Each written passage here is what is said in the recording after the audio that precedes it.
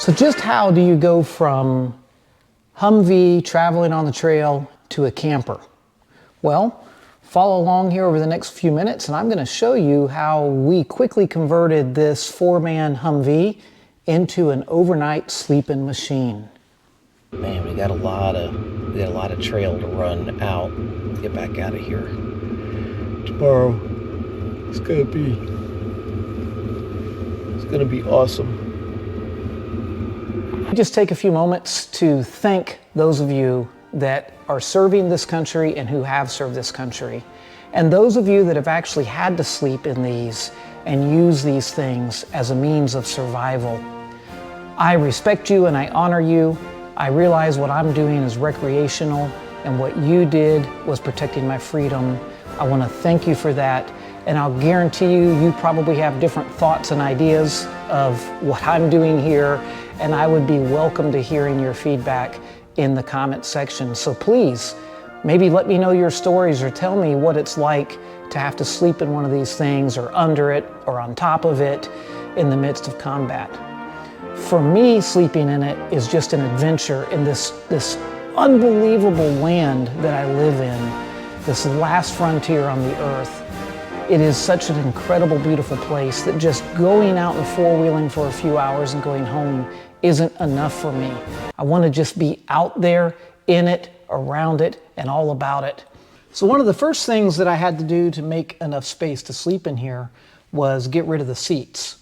It frees up an awful lot of space.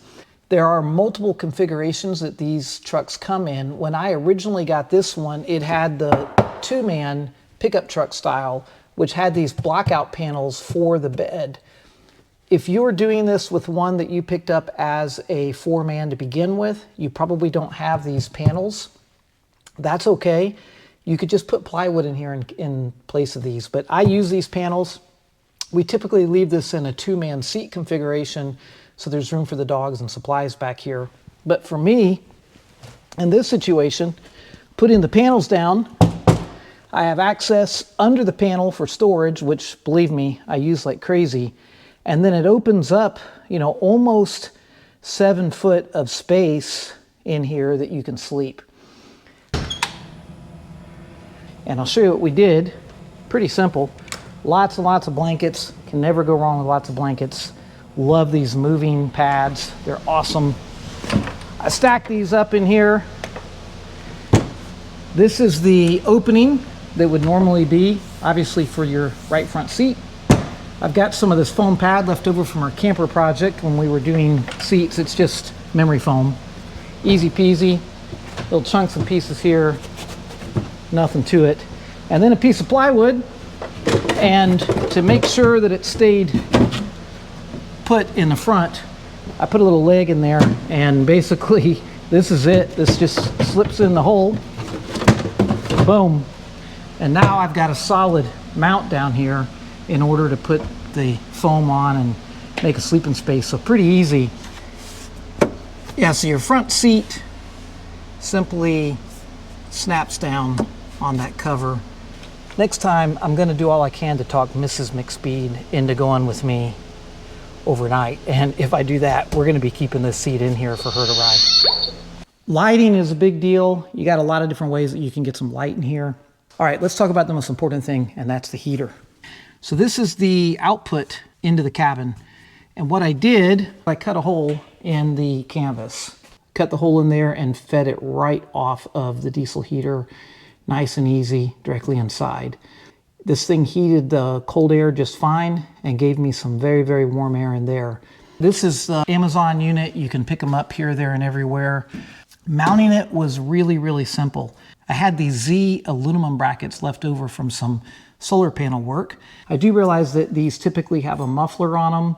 These things, with all the tick, tick, tick, tick from the fuel pump anyway, they make some racket and ultimately make some really nice white noise. Kind of helps you settle down and get to sleep. The control panel is up here on the front, which has a thermostat built in and some other items. Really didn't matter because these diesel heaters in their stock configurations don't have a true thermostat. If you do set the thermostat on it, when it reaches temperature, it just idles down to a lower setting. They never turn off. There is a fellow down in Australia, Mr. Jones, makes something called an Afterburner, and I am currently testing the Afterburner in my truck camper. It is a true thermostat that will turn it off, turn it back on. Wasn't an issue for me and is not an issue for me. Let me show you why. This is not by any means an airtight chamber. I can literally open this canvas up and you're looking in the bed of the truck. This particular camping excursion I went on, the temperatures were in the 20s at night, Fahrenheit, and with the wind chill far below that. At one point during the night, I did open that window to its smallest opening, and it was just blowing cold air in from the pond side as this was blowing 200, 300 degree air in from here. That was blowing in, you know, who knows, 5-degree Fahrenheit air.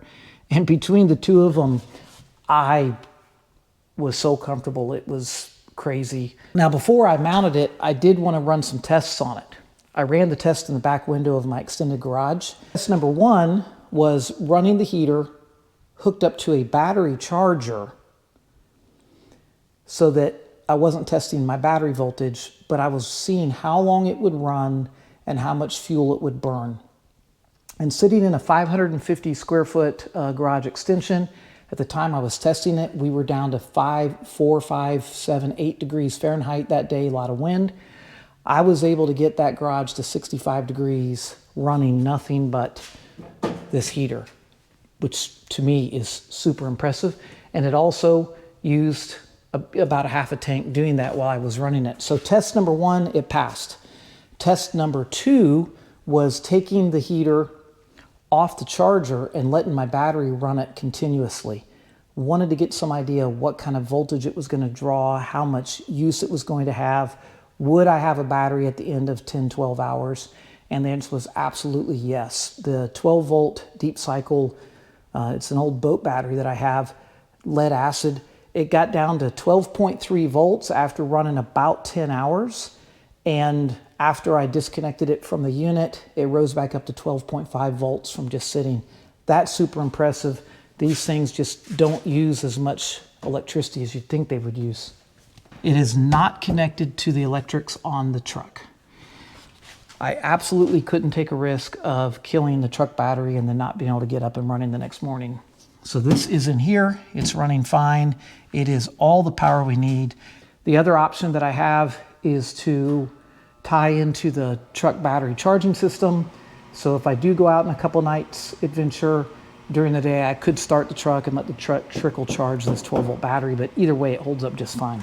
So a lot of you would ask, why am I running this Chinese diesel heater in this Humvee when Humvees actually with winter packages, Arctic packages, actually come with diesel heaters in them that are heavier duty, much higher quality? Well, that's a pretty easy answer. I wanted an extra heater that I could move from vehicle to vehicle. I also wanted a heater that I could mount nice and high, safe out of the way. And I wanted a heater that wasn't going to be at risk of getting flooded with water. Go back and watch my videos. I've driven this thing across glacier rivers, you know, where the water's up here, and I just didn't want to take a chance of submerging a really nice military one. And the other part is space. I mean, there's multiple reasons, but on the factory military ones, they'll have a mount that'll put it over here in that passenger area. And if you look, there's not a lot of room between the seat and the dashboard anyway. So that's just going to take up extra space whenever it's summertime, whatever, and I don't need a heater. So again, the reason for this thing was under $200, shipped to my door. I was able to mount it with some spare materials, put it together, hook it to a battery, and I had heat.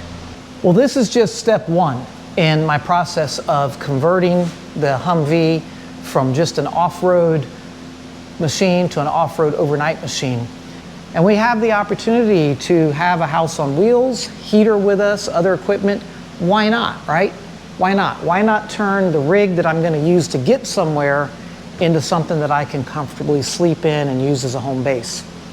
Okay, so what is next? What's coming next? I'm not exactly sure, but I'm running all kinds of ideas in my head to find even more space on board that I can heat, store things, and take my wife along with me for a nice, comfortable, and amazing Alaskan adventure. And you know, I'll probably take you guys along with me as well. And I'm gonna take you places that I've never been, so it should be pretty amazing. Thanks for watching. See you soon. The heater pumping heat in the cabin. It is toasting warm.